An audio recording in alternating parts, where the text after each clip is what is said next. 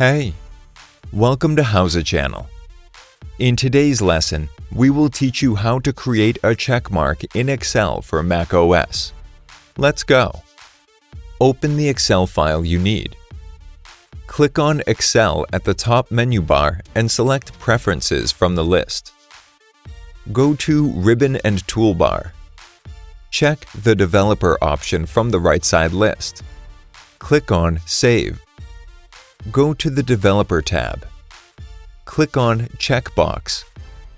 It will paste the field with a checkbox. Click on it to check the box with a checkmark. Let's do it differently.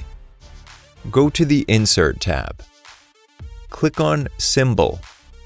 Select Bullets Stars from the left side list. Scroll down and select a checkmark. Drag and drop it into the sheet. That's it. Thanks for watching the video.